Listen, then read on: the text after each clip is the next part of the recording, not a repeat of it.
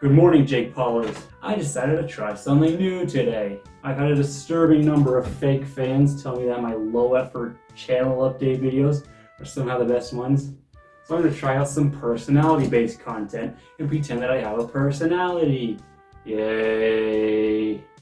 Let's Fonzie, where is purple silly car fall down funny video? Need a like change! Shut up, shut. Okay, first of all, it's a Borger car now, get it right. Second, I don't have any slaves, I mean friends anymore, so that means I don't have anyone who can, hit me with the car for views or something. Anyway, back to the topic at hand. Cryptocurrency. Is that even legible? Or, for short, you've heard of it, surely. Your uncle lost his life savings and an assortment of banana JPEGs. A hexagon profile insulted your financial status and claims to have done your mom. A string of billion-dollar companies collapsed in less than a year. It's the rootin' tootin' Wild West out there, just like the early days of the interwebs, but this time with people's money at stake. What is going on? It's often said that the fans are the worst part of any fan base. K-pop would be mildly adequate if it weren't for a horde of little girls flooding the Twitter spheres with visceral hatred under the guise of ending visceral hatred. Neck-bearded bronies living in their grandma basement ruined a decent show about anthropomorphic sexy ponies. And worst of all, this one makes me cry every time, Earth would have been a beautiful place to live if it weren't for being populated with smelly humans. Okay, what am I getting at? Enter the crypto bro. I'm gonna mansplain you how they ruined an otherwise pretty fascinating technology. First, let's throw out all the useless, confusing buzzwords. Blockchain, proof of stake, decentralization, miners, smart contracts, and healthcare in America. Forget about all that. I'm going to describe what crypto is using Neanderthal level English. Let's imagine for a hot second there are two people. John Santa, 13-time WWE champion, lead star of Fred the Movie, and chairman of the Chinese Communist Party. On the other side is me, Louis Fonzie Vivo, your friendly neighborhood forklift operator and serial public masturbator. One sunny funny day, John Santa decides he wants to give away some of his money to his biggest fan, me. So how does he do it? He could Venmo me money like a normal person, but that's no fun. Instead, he uses the power of crypto. In order to illustrate this transaction, I went out and bought me the game Monopoly. Needless to say, Monopoly and I have had a long history of terrible YouTube videos.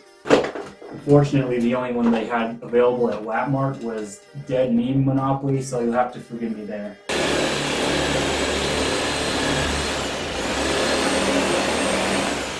I think I'm happy with that. Hey, switch. So John Santa has all of his crypto right here in this wallet.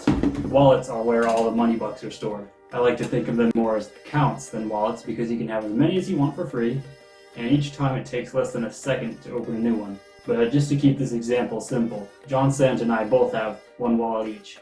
So John is going to take a wad of his Yoda coin here, or whatever kind of crypto this is, and hand it over to me. Because he just loves me so much. Whoa, is that not the coolest thing ever? It used to be that people couldn't spend money, but now suddenly they can?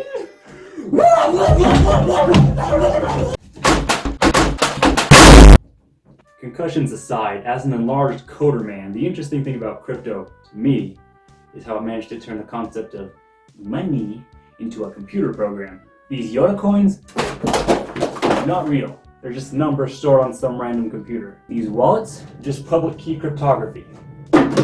Cryptography. Yes, Moady, the crypto in cryptocurrency is short for cryptography. It's a big part of what makes browsing the internetosphere secure. And now, it gives us a new way of trusting where our monies are being stored. Think about the last time you went to a bank. It was probably full of stinky old white people who likely have the coronavirus. In fact, some of them, in exchange for their work, probably even want living wages. Yikes. Do you really trust these hippos? Meanwhile, crypto is all just dark wizardry programming. Cryptography ensures that it's almost mathematically impossible to get mugged.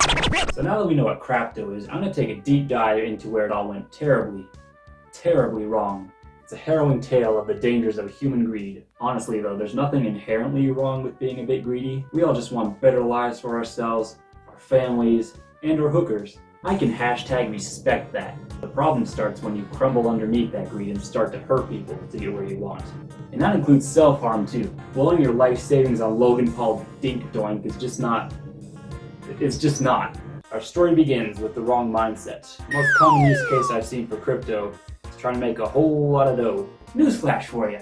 Not everything is an investment opportunity. Crypto is just a new form of currency. Unless you're extremely lucky, you're not going to magically become Gucci rich. This idea of a get-rich-quick scheme started way back in the early days of Bitcoin. Since it was becoming more and more expensive to create new Bitcoins, due to the whole system being programmed by a literal monkey, it also became more and more expensive to buy. It wasn't long before someone realized they could buy, wait just a little while, and resell for a profit. And ever since, the high-risk, high-reward mentality has permanently stuck in the minds of every crypto enthusiast ever. Why is that the wrong mentality to have? It's all about value, a measure of how desirable it is to have something. Just like we measure distance in inches and volume in chug jugs, we measure value in currency. There are two types of value in this world, kid. Actual value and speculative value. Actual value tells you how much value something has right now. This water bottle has actual value because it has the ability to quench my insatiable thirst. My cock has actual value because it makes actual women scream. Speculative value, on the other armpit, tells you how much value something might have in the future. When you look at the price of Bitcoin and see it hovering around $20,000, that right there is some fat speculative value. Hardly anyone actually uses Bitcoin. They only buy it in the hopes that it'll someday have actual value. Here's a little epic gamer tip for you. If you can't paint a picture in your brain nugget of how something can go from having speculative value to actual value, do not put your money in it. But because the average crypto bro has that greedy but clueless investor mindset, no effort's put into painting that picture, no actual value is realized, and the entire operation turns into a zero-sum game. Hey, look at that, boys. Time to break out the chum bucket. What in tarnation does that mean? Imagine my man John Sam over here wants to start a new cryptocurrency or some kind of useless NFT collection. He tells a bunch of people to buy it early and that it'll somehow make them all filthy rich because, well, that's how crypto works, right? Everyone gets rich. But unless there's an actual reason to own or use Cena Coin, then the only value it has is speculative. So let's play the Lady Gag zero-sum game. Imagine all these investors are buying Cena Coin in the hopes of selling it later at a profit. They're all putting normal pimping money in this chum bucket in exchange for Cena Coin. We'll say Barbie invests $10, Bonnie the Dinosaur puts in 10, Dora the Explorer, Tickle Me Elmo, and Harvey Weinstein all throw 10 into the cause. Now the larger community of bros see all this activity and they want to get in on it too.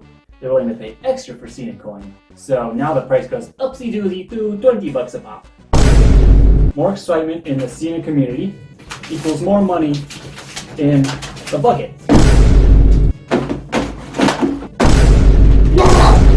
Typically in reality, John Cena will expect to get normal customers throwing money in the bucket who don't expect to get anything back in return. Kind of like how you buy groceries without any expectation of making a profit. The food is for your mouth, not an investment property. Stuffed in your face as usual. But over here in the hellscapes of cryptoland, there practically are no real customers. Say Elmo decides to sell out at this current high price of $200, meaning that he takes out more than he originally put in. Elmo, that two-timing bastard, is basically taking money from the other investors. Pretty soon after enough baby show characters pull out, there's no money left in the bucket.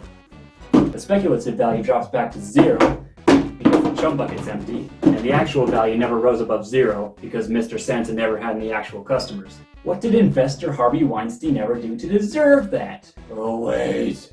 To add on to the poor financial decision-making, crypto bros act like they're all a part of some kind of cult.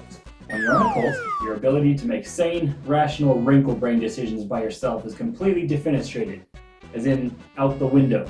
The indoctrination technique in use here is called fear of missing out, or FOMO-sexual for short. Essentially, the bros try to manipulate you into joining their little Fonzie scheme cult by convincing you that it'll be the biggest financial mistake of your life not to join, followed by some very humble flexing of their wealth. It's all over social media, you've seen it. Help me. To most of us, it's just obnoxious and off-putting, but some crumble under their own greed and get sucked into the broken system. From From there, you're placed into a Discord server, become brainwashed by moderators who ban all forms of criticism, and boom boom pants, you're one of them now. Normal people. That is myself. Look at all this chaos and are either horrified, extremely lost and confused, or just wondering how in the seven nutsacks any of this translates into real value. And the third one I've already answered, it just usually doesn't. First one though, I think most of the horror comes from reading the news. Scams, hacking, billions of dollars down the loo. Folks say the government needs to step in and make some fancy-mancy regulatings, but you can't exactly regulate a computer program. Only the people using the computer book. Lucky for you, fraud and theft are still illegal, no matter how it's carried out, in the US at least. But unless you know who the cyberbully is, you're never getting your lunch money back. So don't be giving your doge away to big titty anime babe profile pics. Remember your stranger danger training, soldier. The second one, Lost and Confused, is interesting because I swear crypto is made to be as confusing as possible. You see fancy jargon, incomprehensible business models, and generally just really big, scary words everywhere in space. An idiot admires complexity, a genius admires simplicity. A physicist tries to make it simple. An idiot, anything the more complicated it is, the more he will admire it. If you make something so clusterfucked he can't understand it, he's gonna think you're a god, because you made it so complicated nobody can understand it. I know I've just shown you a whole hot mess here today, but believe it or not, crypto is actually very safe. Uh-oh, stinky. Whoa! Hold your penises there, hear me out. As long as you have half a Minion-themed chicken nugget in your head, you'll be fine. Don't join cults. Don't give money to strangers. Don't be a cockhead, online or off. Protect your wallet, because Big Brother isn't watching this one.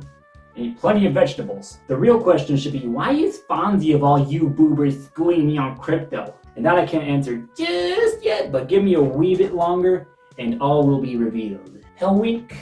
I can't actually wink, but don't you worry your pretty little squid.